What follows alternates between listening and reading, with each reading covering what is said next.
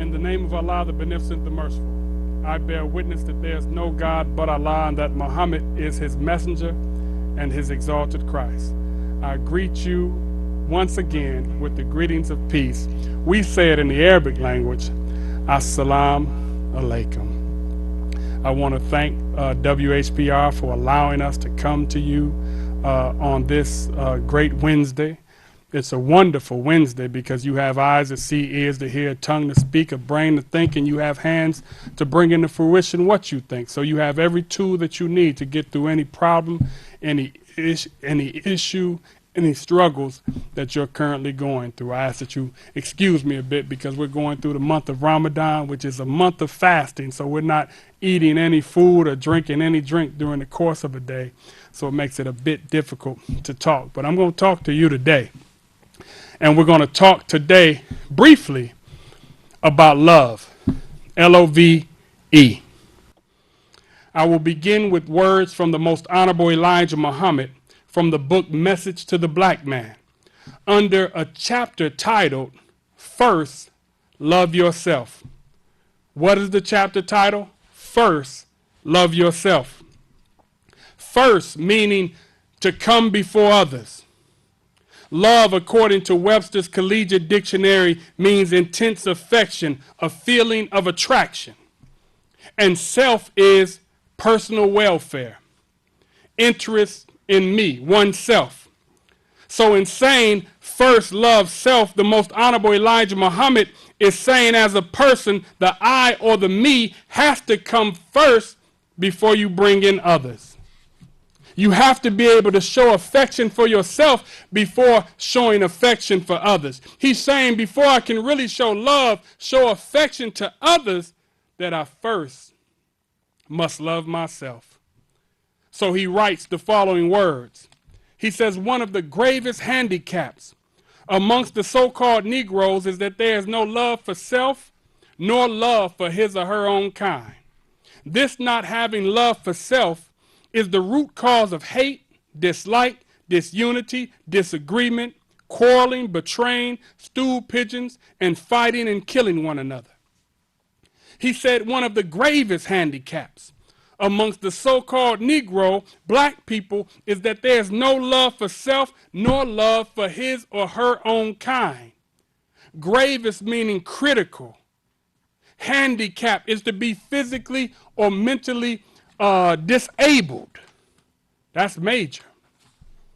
So he's saying that we are critically disabled because we are lacking a love for ourselves.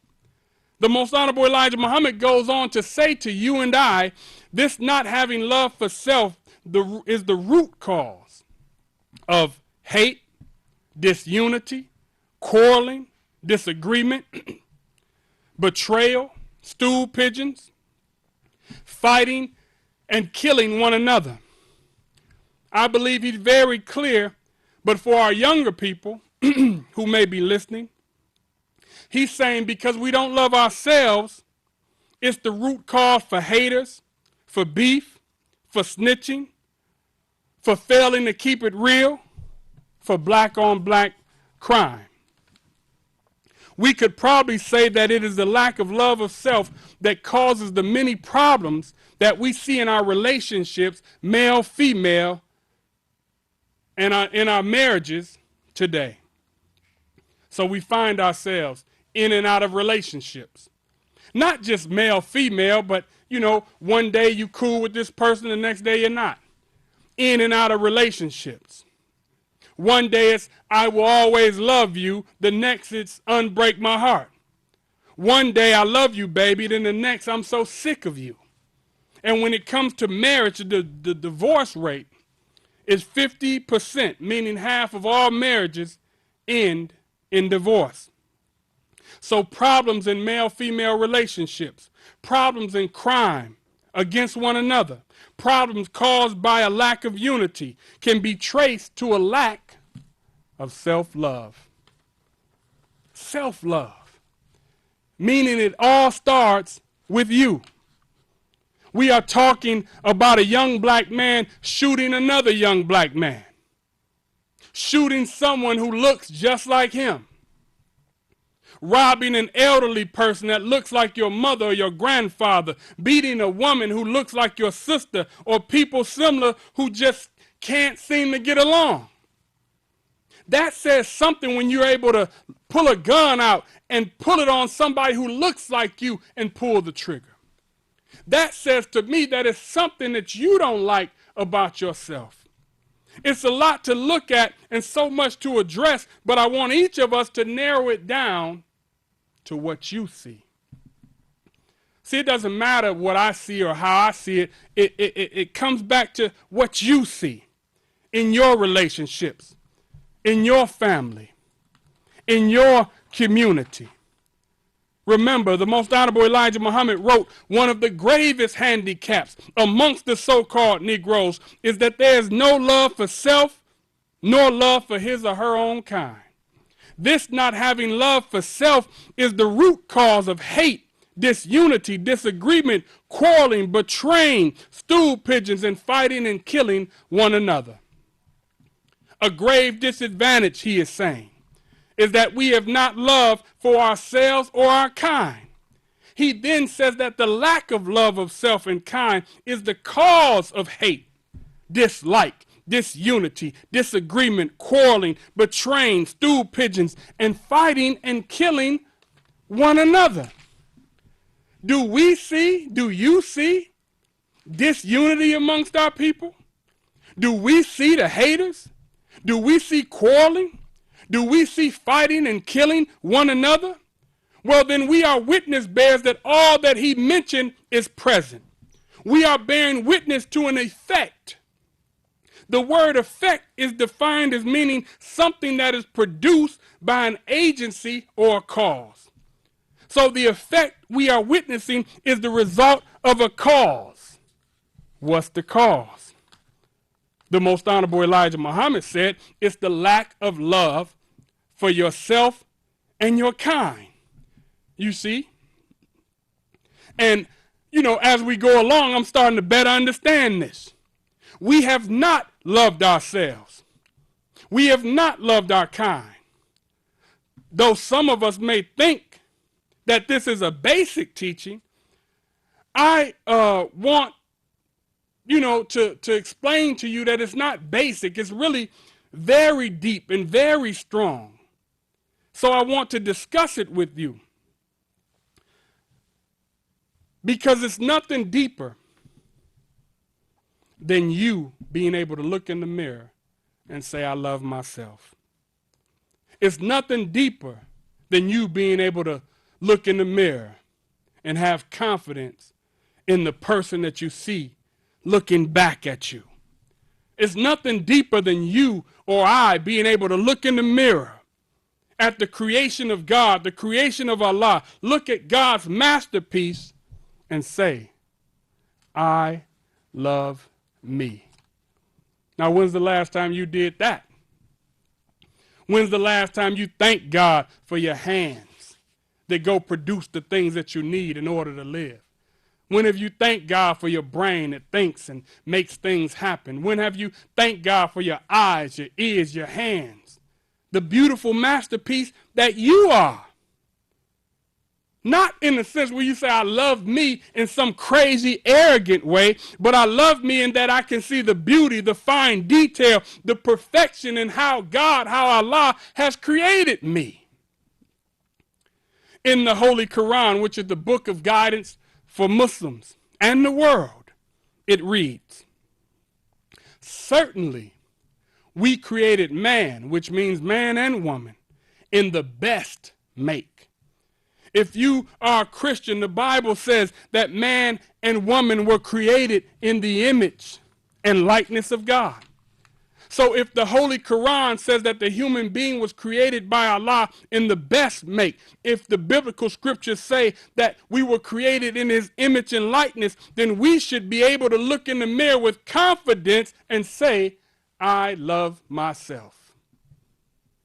The scripture asks the question, how can you say I love God who I've never seen, yet hate your brother who you see every day? You have to be able to love yourself without position or status. You know, in this world, it's status, it's money, it's cars, it's luxury that makes us, feel that we should be loved or we're deserving. But we have to be able to love ourselves without a position of status, without name brand clothes, without a Michael Kors bag, without Cartier frames, without colored contacts, without hair weave. Can we drop all of that off at the door and honestly look and say, I love myself? Unfortunately, for the black man and black woman of America, the answer for many of us who are listening would be no. In a society in which white is lifted up as a standard of beauty, it doesn't allow you to see the beauty in your dark, beautiful skin. They hold the Angelina Jolies or the Kim Kardashians as standards of beauty for females, and Brad Pitt and this guy, Tatum Channing, or whoever, as the standard for good-looking men. Pale faces, recessive genes. In fact, it's that pale skin that looks or that lacks melanin. Pale skin is a weak skin, as melanin is that which protects us from the sun's harmful rays. You think we, based upon what we were taught, we think that light eyes are good and, dark eyes ain't so good. We say the guy with the light eyes, he got cute eyes, but that's a lack of melanin. That's a sign of weakness. And when you consider them, their bodies are so weakly built that they don't even have rhythm. I'm just going over that which you can research later to show that they took weakness and deformity and made it the standard of beauty. So since you're the opposite of them, you don't see yourself the way God sees you or the way you should see yourself. So we were taught about a white cloud, heaven on white clouds, white pearly gates, white robes, land of milk and honey. So much white going on that because you were black, you thought you were wrong. So when the most honorable Elijah Muhammad wrote that there's no love for self or his or her own kind, he was telling the truth. So we see one another and we don't respect one another. We walk through our communities and we don't respect our communities. Our young people, I remember riding through the neighborhoods and we got our music blasting and things like that. But when we get in a white neighborhood, we cut the music down. I remember my mom, in the house cussing us out, and then that phone rings and it's some Caucasian person and her voice changes automatically. This is something that you've all witnessed and you can see it on a daily basis. But I have to ask us, if we do not love ourselves, how can we love anybody else? How can we love anybody else if we don't love ourselves, if we don't know ourselves, if we don't understand ourselves? Because our view of others, our view of the world, is actually based on how we view ourselves. So the love has to start right here. I have to see myself better. I have to see myself as beautiful. I have to see all the gifts that I've been blessed with for me to start acting right and walking right and changing my direction. Because it begins with me. If we see value in self, if we see the special, unique human beings that we are, then we couldn't raise a gun and shoot somebody who looks like us. If you saw the beauty in you, if I saw the beauty in me, I couldn't raise my hand and hit a woman who looks like my mother. if you see the perfect way a perfect God brought you into existence, if you see the delicate and astounding beauty in yourself, then how could you abort a child? If you could see the exquisiteness of the self, the glamour, the uniqueness of yourself, the majesty of yourself, the radiance in yourself as the creation of God, as the creation of Allah, then maybe, just maybe, it would force you to acknowledge it in the next person. But you got to see it in you first. You have to see the beauty in you first. I remember hearing the Honorable Minister Louis Farrakhan say, we have gotten so arrogant that we will kill a mosquito as though we can create another one. That sat on me for a minute, because what he was talking about was life in general. And if you don't understand that each form of life was created by Allah, created by God in a special way, then you don't understand the whole picture. And that mosquito, it's just a mosquito to you, but it's life. And then that has to graduate to us how we look at ourselves, other human beings, life. So you can't be proud or ride through the hood with a nice car and, money in your pocket and things like that, and then drive past the person that's under a viaduct on the freeway and feel good about it. You can't see our homeless brothers and sisters and you riding by flossing, feeling good about it. You can't see your sister struggling down the street with her children and you just walking past it as though you don't have the ability to help. But you're going to be like that if you don't have love for self, because you can't feel it or you can't understand it because you don't understand you. So if we look around us, hate is present. Disunity is present. Quarreling is present. Fighting and killing one another is present. All the result of you and I not having a proper view and love for ourselves. Man, it's a deep topic. So he started the message to the black man off. Self first. Love yourself first. Understand self first. The Honorable Minister Louis Farrakhan says self-improvement is the base for community development. See, we can't even develop the community until we first develop ourselves. Some of us, again, might say, well, that's pretty basic. I know that. I understand that. But we see continued fighting, arguing, killing of one another. Right here, right in your household, right in your family, right in your church, right in your mosque, right in your neighborhood. You see, self is not a teaching we ever graduate from. So the one we call master in the Nation of Islam, he's pictured with a book in his hand. The Honorable Minister Louis Farrakhan, who I am blessed to represent to you, he stands as a great example in this hour. But he calls himself, in his 80s, a student. A student. And we're called in the Nation of Islam student ministers. For the study of self and the road to oneness with God is a lifelong journey. You never graduate from that. So in the Bible, Paul said, I die daily. Because each day we wake up, we have to get up and kill off everything that we picked up yesterday. All the madness, all the foolishness, all the pain, all the struggle. We got to kill that off every morning we wake up and be a new man, new woman, born again.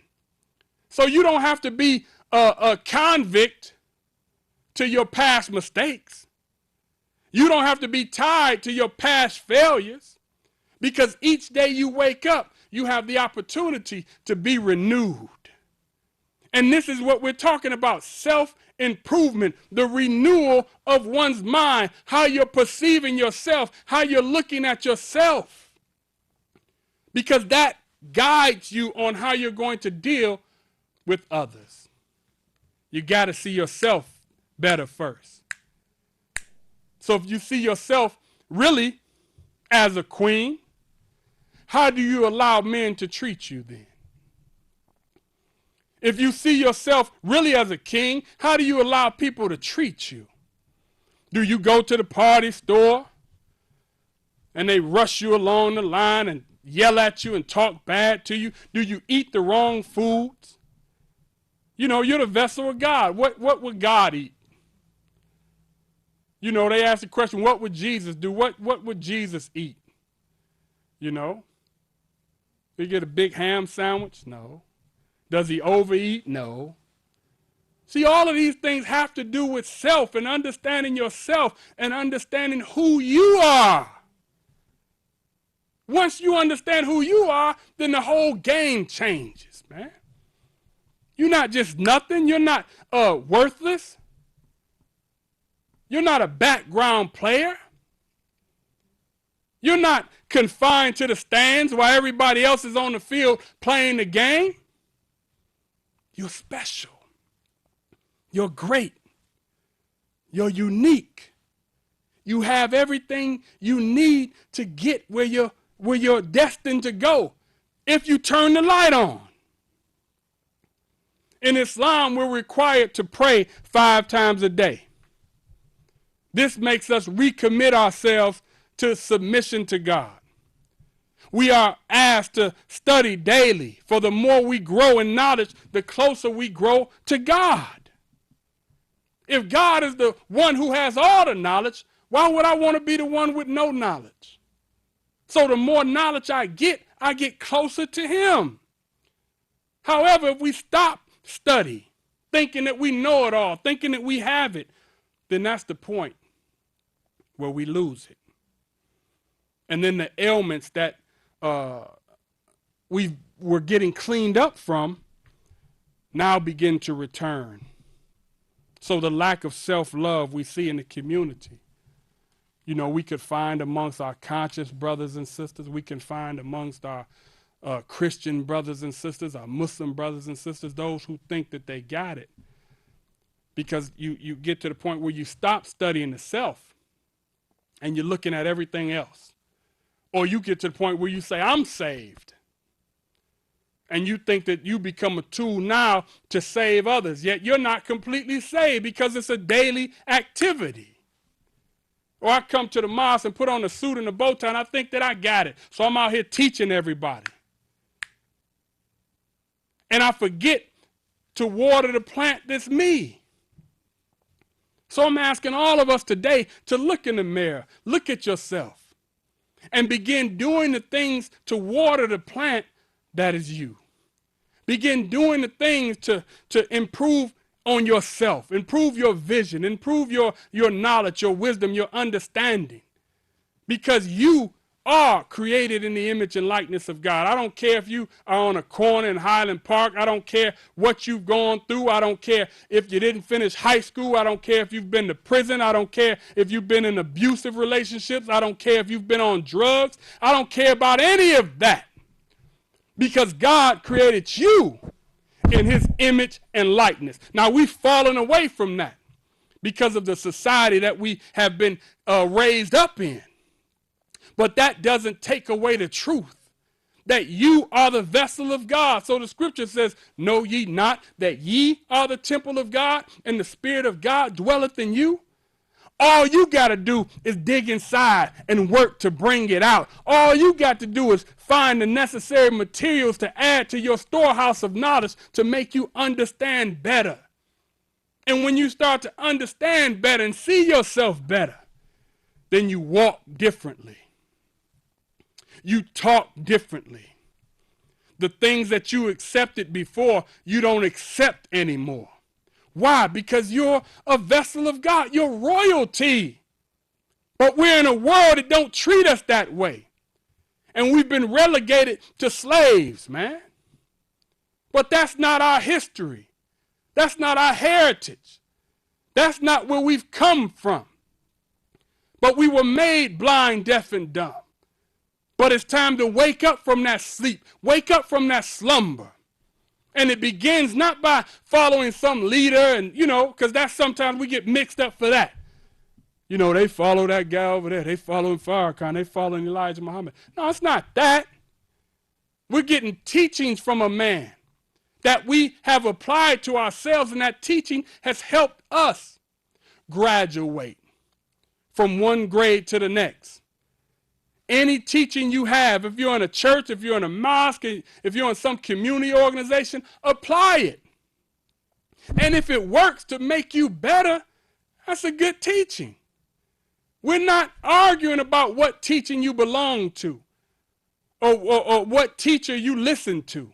No, we're not arguing about that, or we would be worse than a wino who, or not as smart as a wino. Because the wino just cares what's in the contents of the bottle. He don't care if it's Wild Irish Rose, Night Train, Hennessy. Will it take me where I'm trying to go? We want a teaching today that's going to take each of us where we're trying to go. And we don't belong at the bottom of civilization. We as a people belong at the top. But we can't get up top unless we have the right things on top. Get knowledge in your head. Get wisdom in your head. Get understanding in your head. Take the teachings of the most honorable Elijah Muhammad. Study them on your own time. Study the guidance of the honorable Minister Louis Farrakhan. Study it on your own time. Study yourself, because self-improvement is the basis of community development. So I'm asking you to look in the mirror tonight and start by saying, hey, I love you. Look in the mirror. I love you. I love myself, because self is the basis of community development. And when you start seeing yourself better, then the community will start changing for the better. Thank you for listening. It's another week down. I'll see you next week at the same time. Assalamu alaikum.